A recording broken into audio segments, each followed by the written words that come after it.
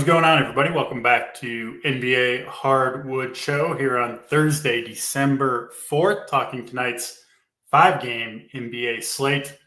Big football game tonight as well, so we're here a little bit early, breaking down the association. Rubio, how you doing on this Thursday morning? Yeah, I mean, that Detroit-Dallas game will get a lot of attention, but should be a good time tonight. I mean, anytime I get to watch the Wizards and Pelicans, in separate games, I enjoy life a little bit more than I usually do. I did get to see Jamal Murray drop 52 last night. That was I only go to like one NBA game a year, and it's been the Nuggets each time. That performance, despite not having any of them in DFS, it was pretty fun to watch. That's not fun, Rubio. If you don't have it, watching them go off live. I've been there a few times. Don't lie to the people. When you're getting cooked either way, right?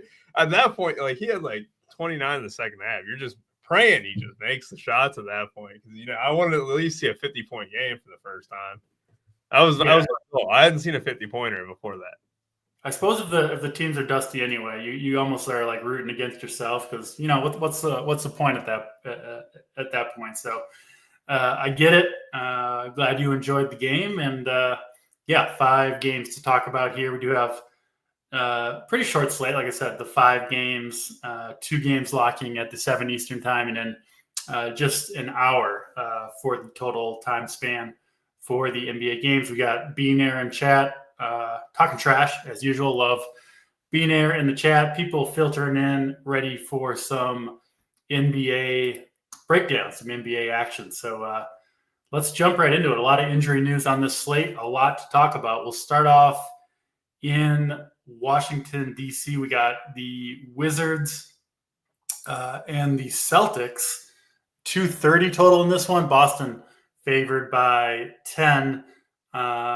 For the Wizards, Alexander Sarr remains out. They will get Chris Middleton back for this game, but the Sarr news is pretty big. We've seen both Bagley and Vucevic be on the winners, I believe, in the last 2 slates they've played, but they did get price bumps. Bagley up to $5K. He's earned it with his play, certainly, and Vucevic up to $4K. So not perhaps the free squares that they've been over the last couple of slates. And then on the Boston side, Jaylen Brown coming off a monster game, going to miss this one, most likely listed as doubtful. Obviously opens up a lot of opportunity for the remaining Celtics. And I think the best value right now per Saber is Mr. Sam Hauser. So don't know how you feel about that. We'll get your opinion on a second. But significant injury news on both sides of the equation here. What do you see, Rubio, between the Wizards and the Celtics? Yeah, I mean, Jaylen Brown news is massive, right? So we get him probably going to be out for this one. Hauser stepped into the starting lineup last time we saw it was Derek White who missed out. I think that was like Sunday or something like that. It was a weekend. The Celtics really haven't missed many games for their main guys, so we haven't seen too many opportunities like this. And the most recent one, I believe it was Sunday against the Cavs, and it was. Derek White missed out. Sam Hauser stepped in the starting lineup, played 35 minutes. You know who went off in that game? Jordan Walsh. He had 14, 11, 1, 2, 1. I mean, look, when he was out, Derek White was out, Pritchard went off. I think this is a very similar situation to where when one of those main 3 guys are out, the other 2 get a massive bump and the minutes bump for guys like Hauser and Walsh. And Minot didn't play a ton, but again, it could have been because Walsh was playing well, right? So, those guys become great studs at 6,800 and 7,500. It's hard to get away from them. This Washington Wizards team does not play defense. It's just that's not even debatable. I mean, it's just terrible day in and day out. Horrible defensively. Hauser should be able to chuck up shots. I like Hauser's game a lot. I mean, he also hit the glass a fair bit. Without Brown, though, like Brown's been kind of passive in like every other area except scoring for the most part for DFS wise. So maybe you throw in, White. White's been an okay rebounder, I guess, for a guard. But yeah, I mean, the board should be there. The thing is, DC, I swear Hauser, he barely took any shots last time he started. 6 shots. If you're kind of getting that low of a usage, I guess that can be a slight red flag at 3,900, right? Where maybe he can pop off for 30 DK, but I don't know. The Celtics love him. I'll tell you the guy I don't like at all is Anthony Simons. That dude will have 25 DK and a half, and he'll end with 25 DK. How is that the case, right? Well, we just saw it. I swear he had 25 in the first half against the Cleveland Cavaliers and ended with 25 or whatever. It's just, yeah, I'm out on that guy. I have 4,700 there. The projection's a little bit inflated. The minutes could slightly increase. Like, he did play 27 minutes when Derek White was out. But again, it's not a one-for-one swap with Brown as it was with White. You could easily see like a little bit more and not playing. He only played 13 minutes that game. Hugo Gonzalez as well only played 7 minutes. They could try and just put in a more traditional forward in there rather than a 3-guard lineup of White, Simons, and Pritchard. So yeah, I mean, Simon's the one I'm selling on the Celtics, buying on White, Pritchard, and Hauser, and then maybe mixing in some Walsham and not. You are exactly right. Vucevic and Bagley, they are the optimal bros. I mean, what was that? Back-to-back slates they were both in the winner. Both were like 3K. DK dropped the ball in the second game. All right, like first game, that's cool, right? Second game, when you kept him at 3.5K and 3K or whatever, it was like, what are we doing? Funny enough, there wasn't a single Wizard who was on the winner on FanDuel the other night. It was only Tyrese Maxey from that game, which was incredible to me. Vucevic, though, when he's mega chalk at 3K, stone min, he'll fail. But when he's not starting and he's only going to play 18 minutes, apparently that's when he wakes up, right? Because I think everyone had him on the slate where he played 5 first half minutes or whatever, picked up a couple early fouls. So the thing is, he's got talent. He's getting to the line. The refs were babying him. I mean, I don't know what it is, but he's able to get to the line at a higher clip than I would have thought. 4K. I mean, I'm kind of indifferent on it. It was a blowout last game. You could say that he gets blowout, but you know who came trotting in with 7 or 8 minutes to go? It was Marvin Bagley, who then subbed out with 2:30 left. So, I don't know. I'm still very much team Bagley.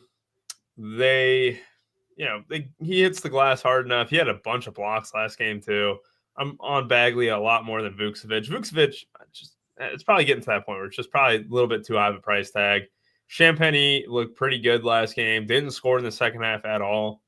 I don't know. 4,200. I definitely can get behind. This is where all your value is. It just feels like this game in particular is just, you got too cheap across the board. CJ McCollum not on a back-to-back. I've been trying to avoid him as long as I can, DC, but I'm just full shoving the cards in. I'm like, look, CJ McCollum still thinks he's really good. And that's all. Sometimes it's all what a player thinks that makes him viable in DFS. And he still is going to take the most shots on this team, especially without Sarr in the mix. Kaishan George is a little bit passive in that sense where, the only guy who's not passive on this team in terms of taking shots really is Bub Carrington, and that dude sucks. Cam Whitmore, sorry. And the same thing applies to Cam Whitmore. McCollum, he realized he's the only one capable of scoring. You can have absolute duds like we saw last game, right? I think, he had 14 fantasy points or something like that. He actually ended up getting into the 20s. I don't know how. But 14 shots, 21, 13, 25, 15, 15, 15, 12, 11, 25, 19, 16. He's going to shoot 15 plus times. And he's only 6,600. Like I said, he still thinks he's really good. He's dishing the ball out, 3-4 assists a game, 3-4 boards a game. Yeah, I'm in on McCollum, kind of out in George, and on Bagley. Probably out in Middleton at this tag. He's playing his role nicely, but I just question the upside. Against the Bucks, he kind of turned back the clock a little bit against Giannis. The amount of times I heard that Chris Middleton was the best man at Giannis's wedding last broadcast was really good. I'll know that for the rest of my life. But he kind of woke up for that game, in on Champagny, and then kind of out on everyone else. Yeah, with the price bumps to the centers for the Wizards and then Middleton back in the mix, I think, and then obviously a tough matchup for Washington too, big underdogs against Boston, who's got a pretty good defense. Yeah, mostly out on the Wizards. I do think McCollum, a decent play. I think I got more interest in Simons than you do with Jaylen Brown out. Obviously likes to chuck when he gets in there. And I think a decent chance of closing a blowout too if this game gets out of hand. Boston, obviously, big favorites here, 10-point favorites. You don't have the value sorted by value on the slate, but per the Sabre default projections right now, I mean, they've got Boston They've got Hauser, as I mentioned, as the top value on the slate. And then, I mean, Cada, White, Pritchard, Simons, all way up there.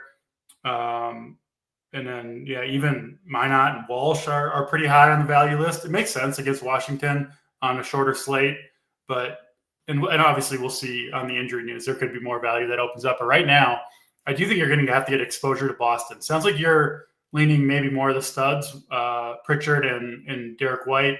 But yeah, I do like Simons.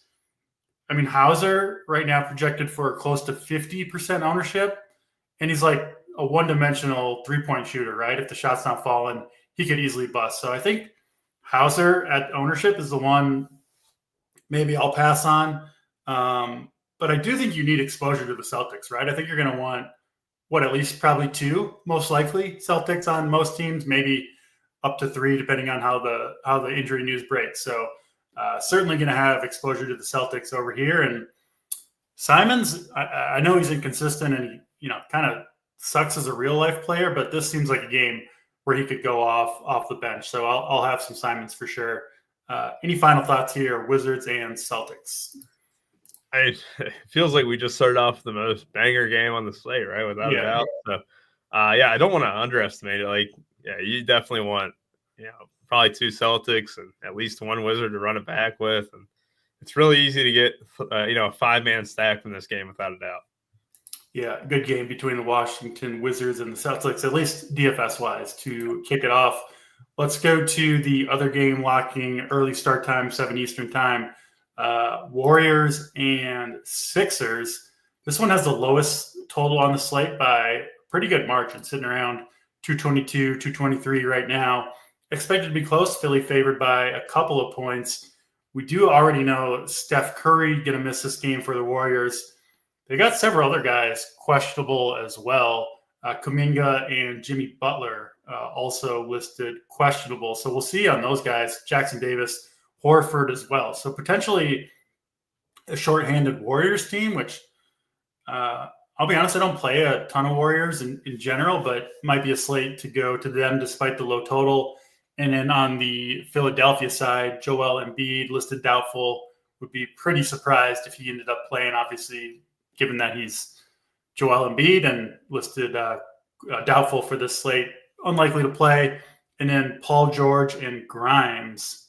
I don't know if George is officially questionable, but obviously with the injury news with him, you never know for sure. And then Grimes missed last game, also listed questionable, already missing Oubre and Watford as well. So depending on how the injury news breaks, and we'll obviously have this prior to lock, we'll be discussing all that in the Run Pure Sports Discord, but potentially another decent game here, although it does kind of depend on this injury news, right? This could be a game to avoid if most of these guys play, I think, or one that you want pieces of if several of these guys are out.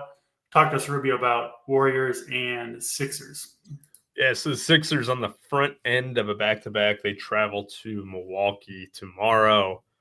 This is a home game for them. If they were to play, I feel like it would be in this one. Take the road game off, who knows? But Paul George, Quentin Grimes, that news is huge. And, I'm glad McCain didn't play in the fourth quarter last game, but he's starting to get his swagger back a little bit, right? Like I had a lot of McCain last slate, and he was off to an incredible start. Did almost nothing in the second half. So, well, he barely played. Like that was the thing. It's like he didn't even close out or anything like that with the in the blowout or anything like that. He just they felt like they didn't need to use him. Why would you when you were up 30 against the Wizards, right? It's not like they were ever going to pose a comeback. And how many second half minutes? He played 25 minutes. I think I felt like 15 or 16 of those in the first half. Yeah. Yeah, I mean, like 4,600. If you give me Grimes out again, I think I would be interested. And if you give me George out, then you're talking about the whole team with Edgecombe and all that too. So, like you said, the Discord will have all that information. The site will have all that information when we get this news. And having that stuff is invaluable, right? The heat map will have everything. Like, here's what you do if these guys are out or whatever. Grimes is a guy where if he is in and Paul George is out, 6,600 will scare a lot of people away. But, man, the usage is just so crazy sometimes. And if it's not Maxey beating you, Grimes can certainly provide that punch. And, a few games going. I forget what game it was. I got to check the game log here, but he like ended up going off after an incredibly slow start. It was the Brooklyn game. Yeah, no, it was the Atlanta game. I guess it was the double OT. Yeah, he played 47 minutes. If there's somebody I think is going to play, it's him because 43 minutes and 47 minutes in back-to-back games, 43 minutes of regulation, which 47 minutes was in double OT, but 43 minutes in regulation is kind of crazy. 19, 3, 9, and 2, 28, 10, 4, and 2. Yeah, I think I'll be in on him at really low ownership.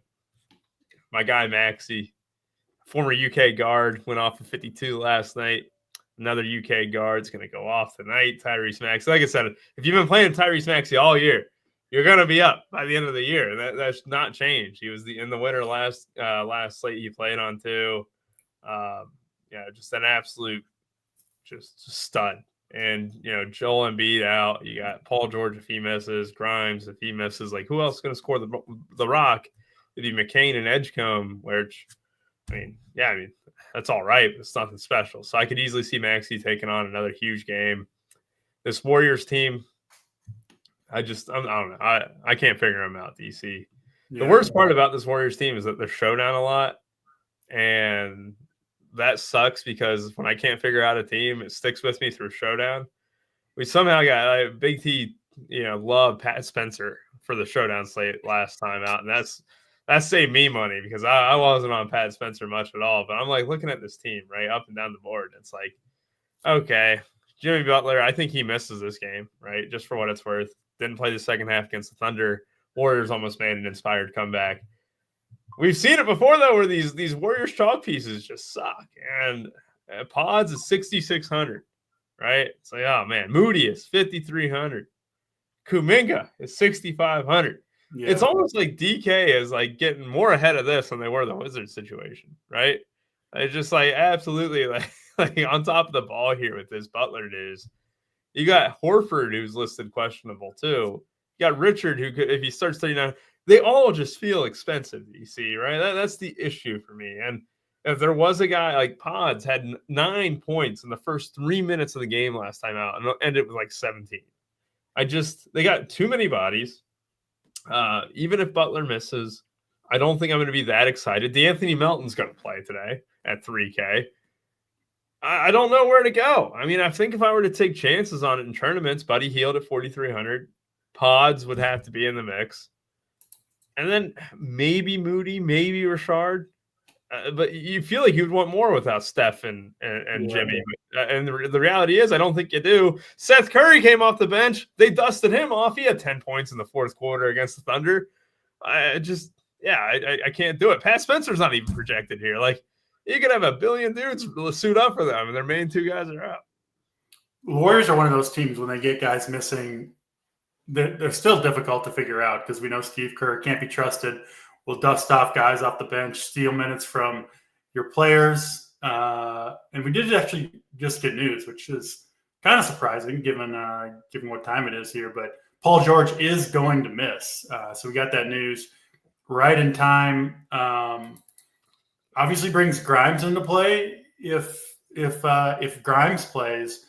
But Grimes missed did he miss last game? No, he missed last. Yeah. You missed it, though. Joel Embiid got upgraded. Yeah, kind of surprising news there. So we'll see on Embiid. Obviously, if Embiid is in, changes things. I still probably won't play Embiid personally, but I guess you could go there at 7,500. But Philly, if Grimes misses too, obviously our guy Maxey always in play, but he would become, I think, just an amazing play if Grimes and then George is out, and Embiid matters to some extent too. But if both Grimes and George miss, I think Edgecombe at 5,700 becomes a pretty awesome play. McCain at 4,600, his minutes become more secure. And I think you could potentially look at Justin Edwards too, played 33 minutes last time out. His minutes, you have to project, I think, at least 25, maybe 30 plus minutes for Edwards. So potentially a good spot for the Philly value on the wing here. If George is already out. If Grimes misses too, given that they're already missing Watford, Oubre could be pretty thin on the wing. McCain, Edwards, Edgecombe, I think would be the guys you'd look at for Philly. And I'm kind of glad Golden State's kind of priced up because they're hard to figure out. So you can just, for the most part, somewhat safely avoid them. We'll see with Embiid. I will say, last night I was kind of surprised. Nobody played Andre Drummond. I played him. I used like 2% own, something crazy like that. There was a ton of value at center, so you didn't need him. And he only played 17 minutes, but he had 5 fouls. He was in foul trouble the whole time. Still put up 34 fantasy points, so 2 fantasy points per minute for Drummond. I do like him a little bit if Embiid does end up missing, presumably at low ownership again, because it seems like nobody really wants to play Andre Drummond right now. So someone you could look toward as more of a contrarian piece, and makes a little more sense with the Wizards centers priced up at least a little bit from where they have been. But yeah, that George news definitely opens up this game a little bit. We'll see on Quentin Grimes. And then obviously the Golden State news matters a ton.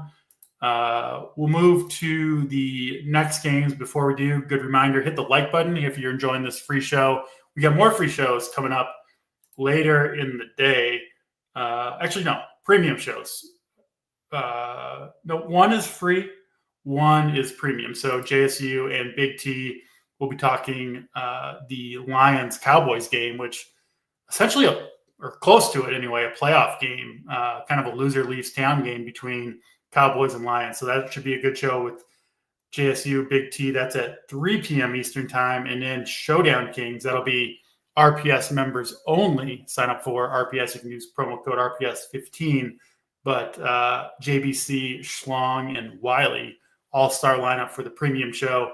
That's at 7 Eastern time. So awesome football slate tonight, too. We've got all of it covered, NBA, NFL, every other sport you need over at Run Pure Sports. Come check us out. Let's go to these 2 7:30 Eastern time games, so just half an hour later. First one that we will discuss, Utah and Brooklyn. This one in Brooklyn. We know Cam Thomas going to remain out. Terrence Mann and Demon somewhat questionable in this game as well. And then on the Utah side, not a ton of injury news there. The big one is Yusuf Nurkic, who's questionable, would open up some minutes. Perhaps Filipowski could become a play. They're pretty thin at the big position. Kevin Love already ruled out. Big news there, Rubio. And then that's pretty much injury news for this game. So expected to be close. Utah favored by 5 on the road, 232 total, which is the second highest total on the slate. What do you see between the Jazz and the Nets here? First off, this Igor projection. Oh, my God. I looked at all the projections on Monday is what it was, I believe. And Igor's projection was 27. I don't get it. I really don't get it. He fluked into 2 stocks to start his day. It looked like he had a fire start and then ended up sucking, right? I like Igor's game. I think he's good. 5,400, though, and he's projecting for more than 5X. That's astounding to me. Absolutely astounding. I don't get it. I didn't play him at 4K. I'm not going to play him at 5.4. I've seen that guy get 20.5 and 0 the next. He's got an absolute floor on him. Yeah. Keep over projecting him. I know all the shots are there. Yeah, cool. I mean, he's a rookie. He's always going to shoot 40% or 35%. I do like Claxton. I do like MPJ. Those are 2 guys game in and game out. They carry. MPJ's been incredible, man. 61 yesterday. He had 56 the game before that. Man, he's letting it fly with the Nets. He is. And look, he feels very much like he's in this role, which is perfect for him. I don't think he loved the catch and shoot wide open threes role in Denver, right? And now he's kind of settling into this where, was he the number 1 player when he went to the Missouri, in the country? I don't know if he was out of high school or whatnot, but he's kind of filling that role where he's hitting the glass hard. He's moving the ball, which you never would have thought MPJ would do that. And he's scoring the ball at a high clip. 10 for 20 shooting last game, 33 points. It helps when you go, 5 of 12 from downtown, too. It's continually a little bit under-projected for the most part. MPJ, love that. Love Claxton. 14-8-9-2-3 yesterday. Oh, that's That's hot. That's hot. That's the Jokic light stuff. He's got that in his bag, game in and game out. Potential assists are there. The stocks are going to be there, like Claxton. Then everyone else in the Nets kind of takes a slight backseat. Clowney's been playing better ball. It's a little bit too expensive for him at 5,600. I already made my thoughts clear on Igor too. Like if he ever gets 32 minutes, it's almost like they're like praying he gets 32 minutes rather than just accepting that I'll play 25, 26.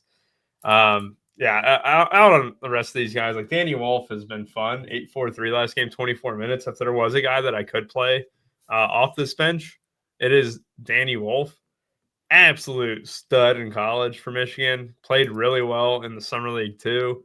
You also get the power forward eligibility on him, right? Power forward and center. If you were to give me 24 minutes in this game, I would put him a tier below like Hauser in them, but I would have at least a nice splash of Danny Wolf. 24-31 last game, 24 minutes, 31 seconds. That might be B-Nair's favorite value. B-Nair maybe can confirm in the chat for us. Favorite value on the slate? You know what? It's so bold that I can accept it. What was it? A couple games ago, he went off in the first half. I think he had like 16 real points in the first half. You flip it over to the Jazz side of things. My guy, Filipowski. I think we did a show like a month ago or whatever, and Filipowski's on a slate. I'm playing him. And if Nurkic is out, and you better bet your damn dollar I'm going to be playing Filipowski tonight at 4,800. A lot of that's news dependent though. Off the bench at 4,800, it's going to seem steep to a lot of people. There's even the chance that their starting lineup could easily just not have Filipowski start, right? Like it could easily be like Taylor Hendricks or some shit, and they'll just go like Laurie at the 5. Like I'm not going to put that past Quinn Snyder. Who is the coach there? Quinn. Wait, no. Oh, I'm blanking on the Jazz. Will Hardy. I'm not going to put it past Will Hardy to tilt me for DFS purposes, but if Filipowski off the bench or starting, if Nurkic is out, I'm definitely going to have a bunch of him. Really blossomed over this past season, in the summer league and in preseason, and even in the limited time he's had on the court here. He's been great. Lauri Markkanen, Keontae George. You won't ever catch me hating on those two. Good plays. Ace Bailey. Oh God, I don't know. It's not bad. I can't do it for DFS. Sense Ball Collier. Those guys are just forgettable in my opinion.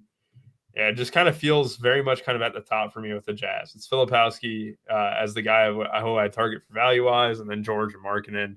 B-Nair says someone even bolder. I'll give you a hint. He's not fast. Kyle Anderson is who he's talking about. Slow-mo. Yeah. Slow-mo, yeah. He's been good last 3 games, 3,500, put up 20, 31, and 20 in 20-plus minutes each game. Yeah, I don't hate it. If I think you do need Nurkic to probably miss, but it makes some sense at 3,500. I don't love playing Kyle Anderson, but yeah, he can get the job done at a low price point. Well, it is funny because Kevin Love played the most previous game, right? 15 minutes, 27 seconds, and obviously they're not the same player or whatever, but kind of fill that same role as the 4 or whatever. I don't think they're playing the Kevin Love at the 5 at all, especially with Filipowski 29 minutes the other game on Monday. But he was a DNP December 1st. So was that just because it was a back-to-back or whatever? Must have been. But 25 minutes. Yeah, I can get on board with it. I can get on board with it being there a little bit. I'll fiddle it. You need Nurkic out, I think, for Kyle Anderson, right? But yeah, he's an interesting value, 3,500. Actually, quite a few interesting values on this slate opening up. We did also get news. Grimes is going to play, which I think makes him the play on the wing for Philly over Edgecombe and some of the other values. So some early news out of Philly. Any final thoughts here, Rubio, on Utah and Brooklyn? No final thoughts, really. The Kyle Anderson one's fun. Actually kind of looking at it a little bit more when he does play 25 minutes, 24 minutes and stuff. You know what? I can definitely join B-Nair arm in arm on that one. MPJ, though, might be my play of the day. I'll throw that out there right now. He's underprojected, man. What he's been doing over the last 3 weeks is just crazy. I think people see that 8,400 tag. It just feels like a lot after all the years in Denver where he's kind of a 5-6K type of player. But yeah, he's been awesome, and I like him a ton too. 8,400 for Porter. I like the guys that bomb away from three. They've got the upside, right? If those shots go in, get the confidence and keep on firing, you can rack up points in a hurry. Obviously, high variance, but that's kind of what you want in some of these GPPs. So both of us on the Porter train. Let's go to the next game, also locking at 7:30 Eastern time. The Lakers and the Raptors. Big news here. Luka going to miss this game. Could be a LeBron slate, I believe. He's going to play. Has been, frankly, pretty pedestrian so far, including a really bad game last time out against Phoenix. You see, he like stayed in there in a blowout loss. I got the bet in DC at -130. I got 10 points at -130, baby. Yeah, you had to sweat it out, but he did get his 10 points in one of, frankly, the worst games of his career, but had to extend that 10-plus point streak to, I don't know how many. Is it like his whole career? It's got to be pretty much. I don't even know what the streak is anymore, but he cares a lot about it. He cares so much about it that he will stay in down 30 and chuck up shots. The best he's going for records and stats at this point for sure, LeBron. But a good spot for him, I think, with Luka out. Obviously, Austin Reeves will also take on a bigger role. He's been awesome this year, even playing alongside Luka and LeBron. I think he becomes very interesting. Weird to see them kind of priced at the same price point, LeBron and Austin Reeves, and I think I actually prefer the Reeves side, even with Luka out. But those two guys look good for the Lakers. DeAndre Ayton, I guess you could go there. And then Toronto side looks interesting too. Still missing RJ Barrett, and then Jakob Poeltl going to miss this game. One of the best projected values as we stand right now is Sandro, who should, I believe, get the start. 4,500 for him. He's playing some decent minutes anyway. And then Jakob Poeltl, obviously going to be a big role. Good matchup for Sandro against Ayton and this Lakers team. Another pretty good game. Honestly, this is a pretty interesting 5-game slate that we got shaping up. Talk to us about the Lakers and the Raptors here. First off, man, this is Lakers game. I thought it was the Nuts when we already talked about it. Then each game just feels like it's got a lot of potential. It's a good slate. Yeah, it's a very good slate. And Reeves, how can you fade Austin Reeves, man? That guy, he's an absolute dog. He's the alpha on this team too. Like LeBron stepped aside. Luka and Reeves are here, and that is just a major thing. At 8,300, you're right.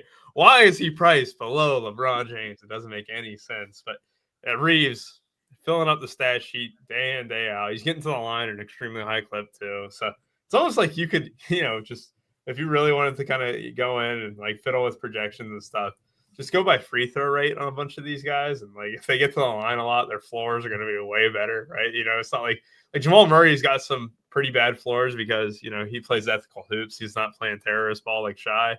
But or Shai Gilgeous-Alexander. It's just like, you have a guy like Austin Reeves. Oh, shoot. I pulled up the YouTube link on accident when I was trying to pull up Reeves' stats. You pull up free throws, only one last game, which is crazy, but 12, 9, 7, 8, 12, 3, 13, 6, 11. Like, gets the line just a stupid clip. Lots of assists in the mix, too. Lots of boards. I won't be caught fading Reeves tonight. LeBron, though, that's a different story. It's a good tag on him. He is underpriced, too. It's just, he's been very close to that streak breaking like multiple times in a row. It's like one of those things, like the Jenga blocks, right? The Jenga blocks are, you piece them through and you're pulling them out one at a time. Comes back, he gets 11 points in 30 minutes, right? 4 of 7 shooting. Then 17, 25. Then another 13-point game. And then a 10-point game last time. Is the King washed? Does the King even have it in him? Can the King even get 40 DK anymore, right? He goes in against Clippers 25, 6, and 6, right? He's deferring to Luka. I get that. People say, oh, he's just deferring to Luka. He doesn't have the ball in his hands. I wonder why, I wonder why he doesn't have the ball in his hand. Maybe because he just doesn't have the juice anymore. Yeah. 8,500. I'm still going to be playing that wait and see a little bit, right? Just a little wait and see. I like MPJ.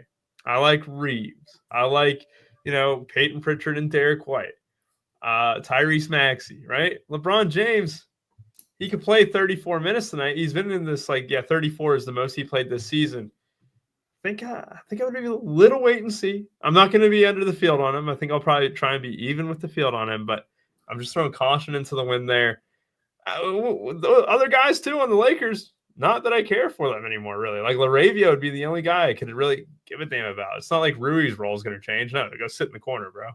DeAndre Ayton, just go grab rebounds. That's all you got to do, right?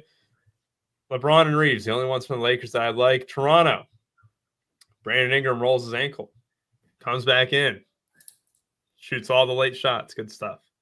Pirtle out quickly. Barnes looked great. Then this is the thing that frustrates me about Scotty Barnes is he had 45 DK in the fourth quarter, then ended up with 50. It's just man, can you piece together a full game? This Lakers defense is going to struggle a little bit tonight. I mean, they struggle most nights, but Barnes, Ingram, quickly, good luck picking them. Ingram has this beef with the Lakers still. I want to see his stats against the Lakers, but you look at his stats against the Lakers, and I feel like they always have a nice little bit of an uptick. And I got a stat muse this one, but yeah, 24, 5, and 5. Yeah, I guess that's kind of right in line of what. Solid. Yeah. But yeah, I mean, the Sandro thing, if he starts, I could easily see, the Raptors doing some funny business. It could be like Murray Boyles who starts. They kind of go a little bit smaller. The Sandro game that he started, I want to say that was a Sunday slate. I want to say that was the 23rd, right? Pirtle was out. Sandro starts, and he didn't really play that well, right? 12-4-2. 26 minutes, which is honestly good enough. But 4,500, that's value, right? That's 24 fantasy points. He also had a steal in there. So it's not like he's unfadable. When you move into the starting lineup, it's easier to play off the bench when the role is focused on you, right? But when he's coming into this, will the usage rise? Will the usage kind of maintain with him? Or is he just, a slightly worse version of Pirtle in a situation where he's probably going to be playing just slightly less minutes than Pirtle, right? Yeah, I'm okay with him, but I'm throwing caution into the wind on the Toronto side. Makes sense. I do like the Toronto main guys. I think Barnes, Ingram, quickly you can go to at least one of those guys. I hesitate to play multiple of them together. It kind of seems like one of them goes off and then the other ones you don't necessarily need. What about Murray Boyles as a potential value? 3,500. Obviously benefits to some degree without Pirtle as well. If he could catch a ball, right? If he just had used his two hands to catch a ball, specifically from Scotty Barnes, you'd be able to put up 8 or 10 more fantasy points a game. The problem is Scotty Barnes will put it on a platter, and Murray Boyles will just look at it and have it hit off his chest or hit him in the head. It's dude, you're wide open under the basket. Dunk the ball. Scotty Barnes is delivering it to you on a platter. He's someone I think in college, when I looked at his rates for summer league and all that, fills up the stat sheet from top to bottom.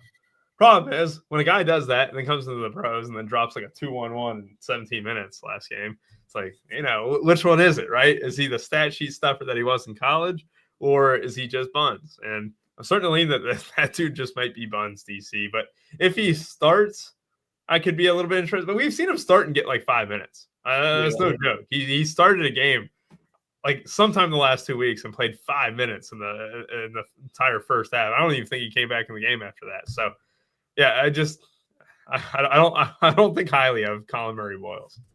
Makes sense. I would probably on each individual team probably separate Sandro and Murray Boyles, but I do think one of them has a pretty good chance of getting there depending on how they play, how the minutes go.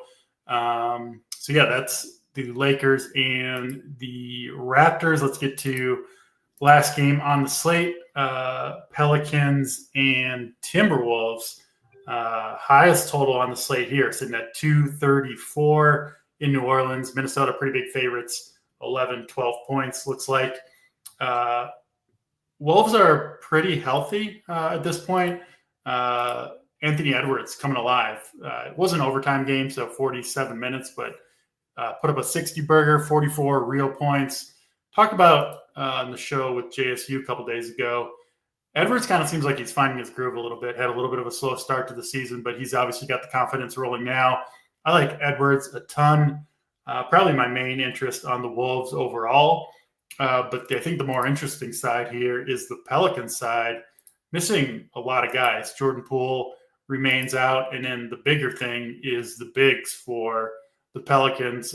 Zion injured once again. He's going to be out a while.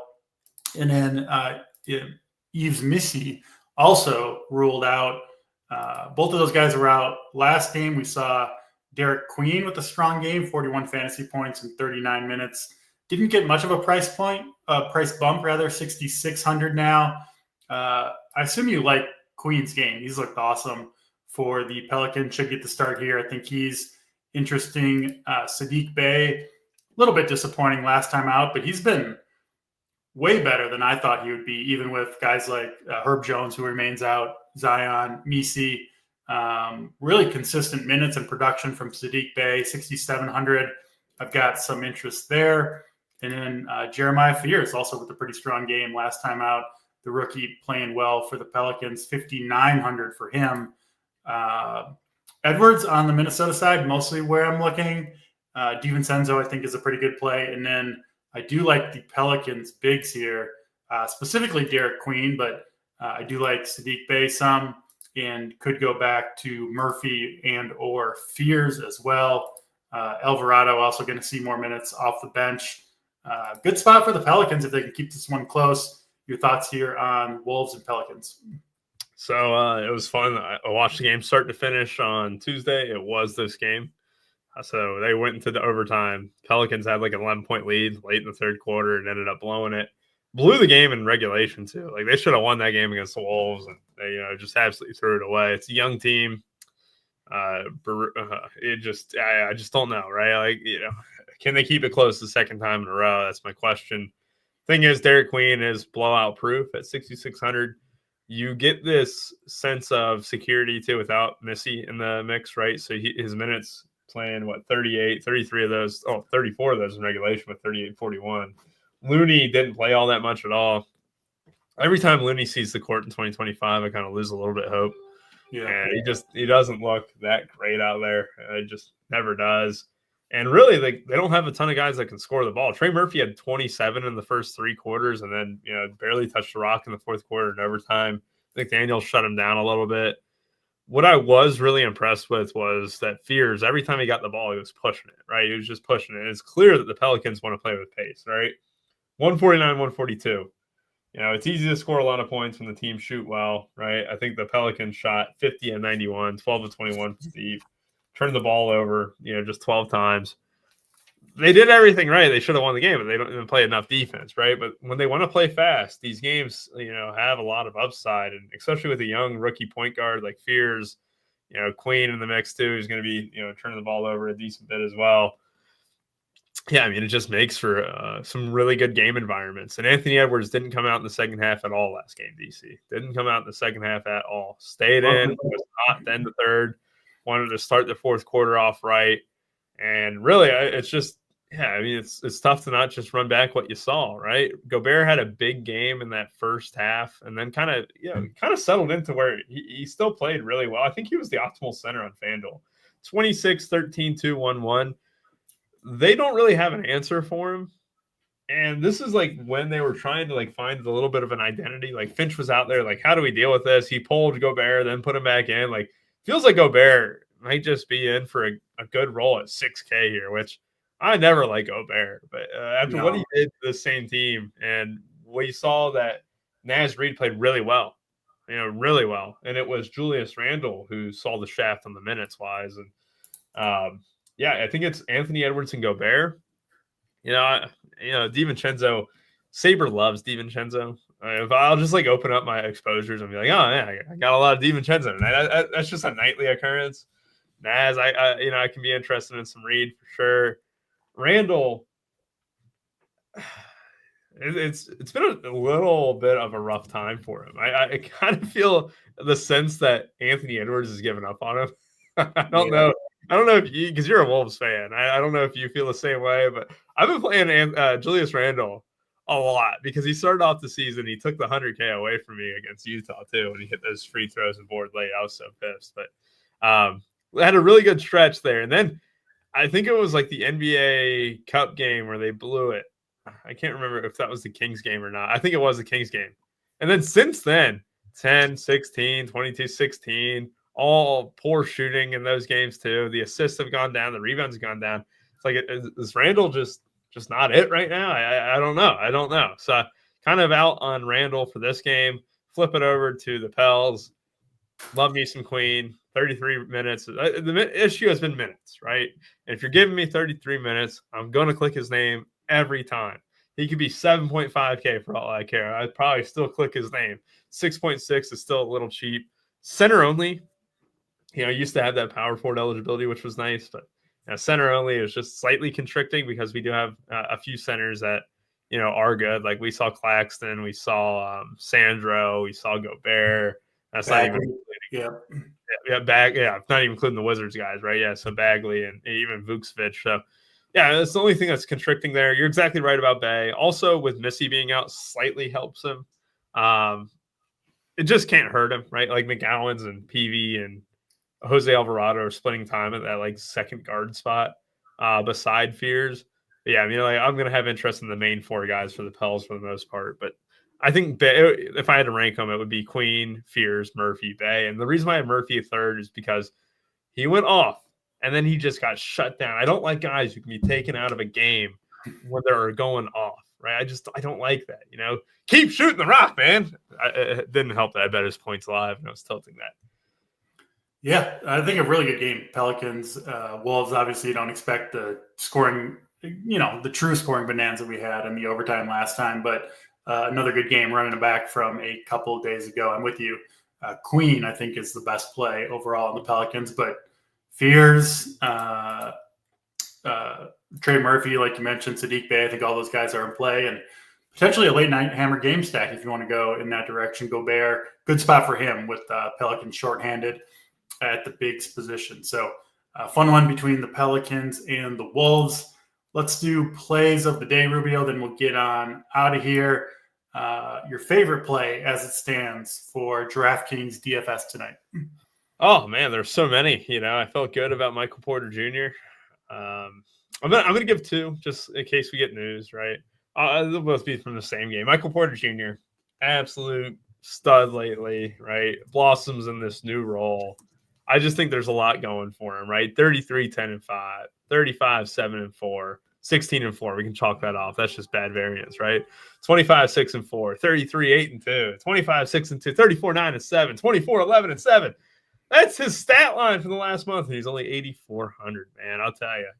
There's just a lot to like and a great spot against the Utah Jazz. Michael Porter Jr., my play of the day. Flip over the page. You got another page of testing here. If Yusuf Nurkic is out, hell, if he's in, I think I'm going to be playing a lot of Kyle Filipowski tonight. I love his game. He's taking a leap. Take advantage of it before everyone else finds out. If he gets another 29-minute game like we saw in the first, he's paying off that 4,800 tag with ease. All right, there we go. Filipowski, Michael Porter Jr., Rubio's plays of the day. I will go to Derek Queen. Talked a lot about him, but 6,600 going to get the start, coming off a good game. And I just love his game. I think he's got tremendous upside on a night-to-night basis in what should be a pace-up game here between the Pelicans and the Wolves. That'll do it for this 5-game slate. Again, hit the like button if you're here enjoying the show here on Thursday morning. We got Big T and JSU coming up for a free show in 3 hours' time for tonight's big showdown between the Cowboys and the Lions. Get on over to RPS, all your needs for DFS betting and otherwise. Our guy JBC coming off a sweep, 10-0 on the premium bets yesterday. You love to see that.